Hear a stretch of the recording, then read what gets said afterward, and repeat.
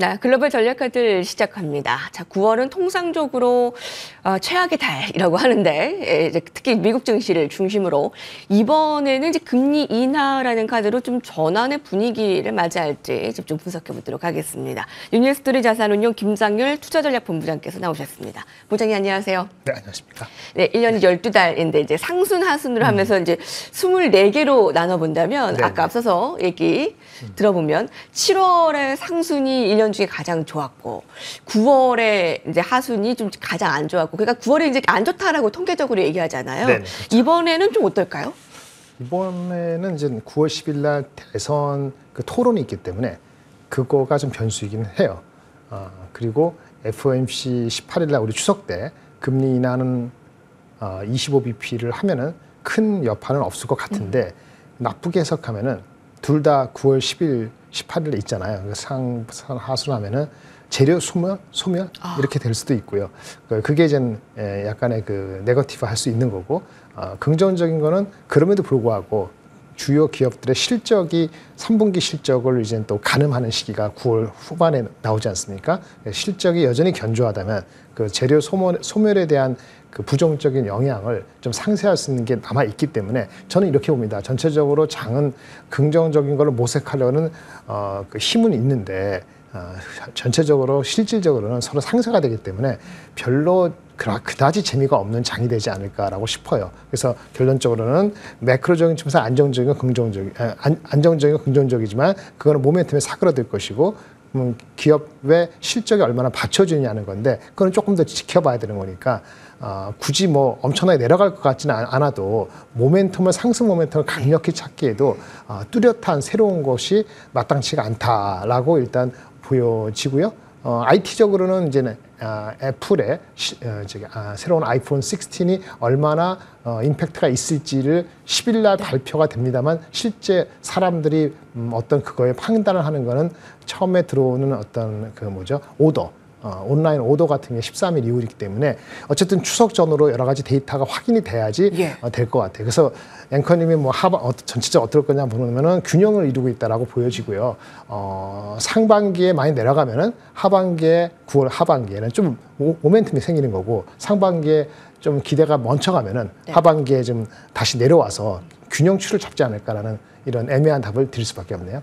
추석 전으로 확인해야 될 것들이 많다고 말씀해 주셨네요. 일단 9월 10일에 대선 토론이 가장 중요한 스타트를 할 테고 추석 연휴 우리 증시가 이제 쉬는 동안 추석 때 금리 결정이 나와서 우리는 이제 그 이후에 반영이 될 텐데 25bp가 인하가 되면은 뭐 큰 영향력 없이 잘 지나갈 텐데 문제는 재료 소멸과 이제 3분기 실적 이 부분이겠다는 말씀이시네요. 그 재료 소멸을 나쁘게 보면은 이번 주 금요일 날 노동 데이터가 8월께 좋게 나와서 다음 주 월요일 날 긍정적으로 반영할 수 있잖아요. 근데 그게 이제 재료 소멸일 수도 있고요. 아니면 재료 소멸 이전에 한 단계 올려놓고 그리고 추석을 맞이할 수도 있기 때문에 뭐 상반기 올라간다 하반기 내려간다는 게 별 의미가 없을 것 같아서 일단 실적과 경기에 대해서 균형을 맞추려는 시도들이 치고받고 할 것 같다 이렇게 말씀드리겠습니다. 네.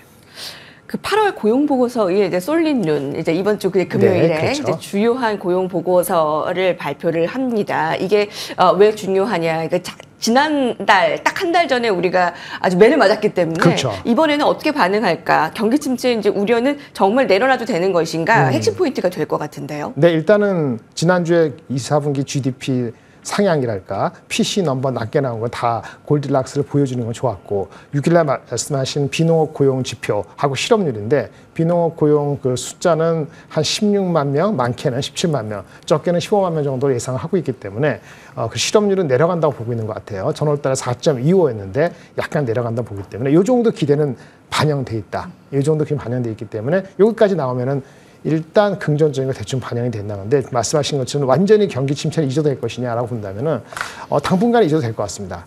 그런데 완전히 잊어질지는 한 두 가지 포인트에서 좀 보실 게 있는데요. 하나는 10년물 국채하고 2년물 국채하고의 격차가 마이너스가 돼 있는 상태, 역전 상태였는데 이것이 정상화, 다시 10년물이 2년물보다 높아지는, 그러니까 2년물이 더 내려가서 그렇게 될 가능성이 이제 다가오고 있죠. 이런 경우가 10년물, 2년물 마이너스, 그러니까 플러스로 전환되는 정상화가 일어나면은 보통 한 2개월에서 6개월 뒤에 경기 침체가 얕게라도 시작이 됐었던 것이 과거 몇 차례가 있었기 때문에 요거는 계속 와치를 해야 되고 유가가 내려가는 거는 인플레 둔화로 물론 좋습니다만은 이제부터 더 내려가서 70불 그 이하로 내려간다고 하면은 그거 역시 수요가 의미 있게 둔화되는 시그널이기 때문에 그는 경기 침체 둔화에 대한 생각을 계속 한켠에 갖게 하는 포인트가 될 수 있습니다. 네. 그 본부장님께서 앞서서 이제 엄청 이제 하락할 것 같지는 않아도 재미없을 수도 있는 장이 될 수도 있다라고 말씀해 주셨는데 이제 업종별로 좀 봐야 되겠네요. 그러면 사실 지난주는 사실 엔비디아의 실적 발표로 인해 시장이 실망하는 모습이었는데 9월에 국내외 그러니까 미국 에서부터 시작해서 이제 우리나라의 삼성전자, SK 하이닉스 등 반도체주의 흐름은 좀 어떨까요? 상대적으로는 언더일 것 같습니다. 왜냐하면 필반이 지난 7월 10일 날 엔비디아가 고점일 때 대비했을 때 12% 빠졌고 엔비디아 비슷하고 마이크론이나 뭐 장비주나 하이닉스 같은 경우는 뭐 어저께 약간 올랐습니다만 20% 훨씬 넘는 하락을 보이고 있고요. 7월 말에 경기 침체 우려가 없을 때 대비했을 때 여전히 두 자릿수 하락이기 때문에 지금 약간 그 잡음이 나오고 있는 게 반도체에서는 있는 게 있거든요. 그래서 HBM은 좋아도 AI 서버는 좋아도 AI HBM 서버 쪽 말고는 그냥 쏘쏘하거나 약간 빠지는 낸드 같은 경우 그런 소식이 들려오기 때문에 전체적으로는 조금 신경 쓰게 생겼다. 이 정도로 본다면은 다른 섹터 미리 조정받은 예를 들어서 제약바이오, 화장품, 그다음에 미국 같은 것도 규모, 우리나라도 밸류업 이런 정도가 좀 더 먼저 선두에 서지 않을까라고 보여집니다. 예, 반도체도 그렇지만 제약 바이오 화장품 쪽이 조금 더 평균 이상으로 좀 좋게 보시는 거네요. 예. 네, 잠시 후에 좀 듣도록 하고요. 사실 오늘은 본부장님께 그 2차 전지에 대한 집중 분석을 좀 들어볼까 합니다. 모건 스탠리가 반도체 피크아웃을 얘기를 한 반면에 2차 전지 종목들은 목표 주가를 상향하면서 롱의 전략을 내놨습니다. 어제 또 마침 국내 증시에서 2차 전지주들이 좀 환호의 모습을 나타냈기 때문에 전망 어떻게 보세요? 글쎄요. 모건 스탠리가 선제적으로 했다기보다는 장의 흐름을 보고 후행적으로 올린 거 아닌가라는 전 개인적인 판단이고요. 보시면은 뭐 언더웨이스를 이퀄 웨이스로 바뀐다든지 언더에다가 이퀄로 올린 거는 주가가 올라갈 것 같은 SK 이노베이션, 포스코 같은 경우에 홀딩스 약간 올린 거라든지 LG가 올린 거 보면은 원래 목표 주가가 워낙 낮았습니다. 그래서 그분들이 후행적이지 선행적이지 않다고 보고요. 주식이 워낙 비어 있고 그다음에 아까 뭐 반도체건 다른 섹터 쪽에서 순환매적으로 돌아야 되는데 빈집이란 말을 안 좋아하시는데 어쨌든 상대적으로 덜 갖고 있었던 기관들이 이런 쪽에서 올 분위기가 되니까 목표 주가나 이런 거 올렸다고 봅니다. 일단은 전체적으로 봤을 때는 실적이 3분기 실적이 확인될 때까지는 이게 서스테이너블 할지 지속적일지에 대해서는 낙관할 수는 없습니다만은 이런 얘기가 있어. 어쨌든 지금보다 내년도가 좋고 내후년 좋다는 그런 판단으로 간다면 마치 작년 3, 4분기, 4, 4분기 때 하이닉스가 적자일 때 지금 20조, 40조를 미리 내다본 투자가가 있듯이 그렇게 본다면 되는데 제가 걱정되는 거는 그래도 양극재보다는 셀 업체가 낫다고 봅니다. 지금 최근에 올라간 LG 엔솔 포함해서. 하지만 LG 엔솔조차도 지금 40만 원 근처에 갔을 때의 PER이 내후년도 26년에 대한 예측이 가장 좋은 게 그러니까 이익이 좋아서 PER이 내려가는 것이 28배, 28배. 아직 어닝이 잘 모르겠다는 사람들은 여전히 7, 80배거든요. 그래서 이제 아마 지금 낮아진 목표 주가 40만 원 중반 이렇게까지 근처에 오면 올수록 또 차익 실현의 욕구가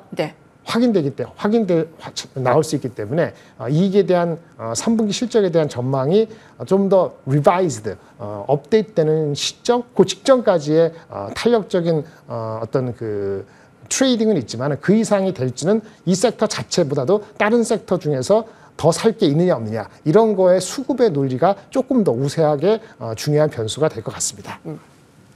그 모건 스탠리가 2차 전지 종목들의 목표 주가를 올린 부분에 대해서 목표가가 워낙 낮았고 그러니까 이번에 이제 3분의 1 토막이라고 많이들 얘기하시는데 자 그러면 이 양극재보다는 셀 업체가 낫다라고 말씀해 주셨거든요. 네, 그렇죠. 그럼 이제 2차 전지 이제 뭐 보유자들은 지금 파는 것은 의미가 없을 것 같고 새롭게 관심을 지금 가져도 될까요?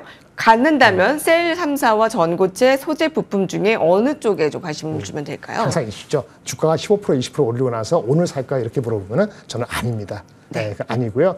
눌림목이 있을 때 자기가 감내할 수 있는 금액의 3분의 1 이하로 접근하는 정도의 스킬이 필요한 것 같고요. 어쨌든 지금 애널리스트들이 갖고 있는 예측이 25년도 영업이익률이 아까 셀 업체, 양극재 같은 경우도 한 50% 이상 상승한다고 보고 있는데 최근에 Q라든지 P에 있어갖고 변화가 다 반영이 되지 않았기 때문에 이익 전망은 높아지기보다는 낮아질 게 분명합니다.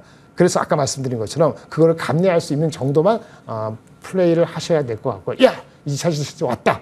그 반도체는 이제 제로가 되고 이 주식은 50% 하겠다. 이런 양비론적인 판단은 다시 위에서 이제 물릴 수 있는 방향성이기 때문에 기술적으로는 봤을 때 글쎄요, 여러 가지 사람들이 얘기하기로는 제 얘기가 아니고 5에서 10% 남아있다고 하는데 네. 생각하시면 제약도 5에서 10% 남아있고 다 좋다는 식으로 모든 섹터를 5에서 10% 하면은 장이 5에서 10% 올라가야 되면 2,900이 가야 되거든요. 근데 어느 누구도 지금 2,900 얘기 안 하잖아요. 그러니까 어느 섹터가 많이 올라가면 다른 섹터는 안 올라갈 수밖에 없는 유동성의 그런 이슈가 있다는 걸 염두에 두시고 다른 섹터하고의 수급의 변화가 오히려 더 중요한 이미 주가가 바닥에서 15% 이상 올라온 상태에서는 그걸 염두에 두시고 플레이하시는 현명함이 필요할 것 같습니다. 네네네. 2차 전지주에 대한 현명함이 필요해 보입니다. 감사드리고요. 자, 그러면 이제 다른 쪽에 2차 전지주들이 많이 오르면 다른 쪽이 좀 눌릴 수 있기 때문에 2차 전지주만 이렇게 올라갈 수는 없을 것 같습니다. 자, 이제 마지막 전략적 면에서 9월은 어느 쪽이 조금 더 우세할 거라고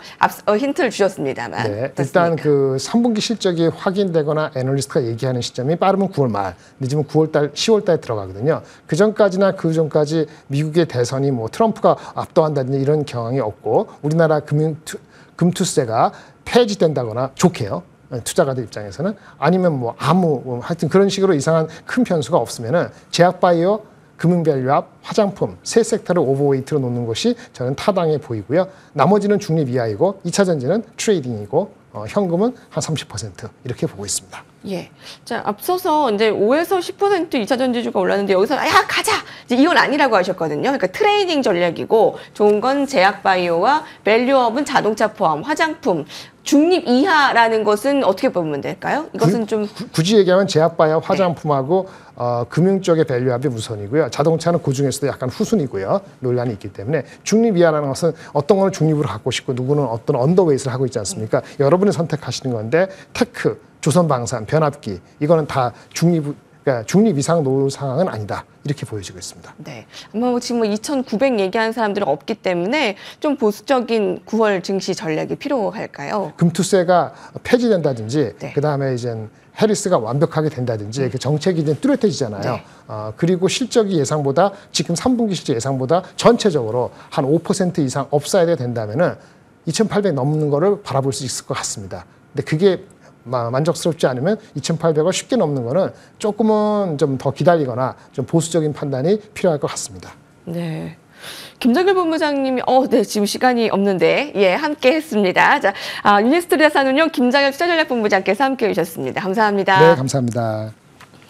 네, 미국 휴장이었기 때문에 오늘은 국내 증시 오롯이 그 안에서 아주 좋은 성적을 내셨으면 좋겠습니다. 시청해주신 여러분 고맙습니다.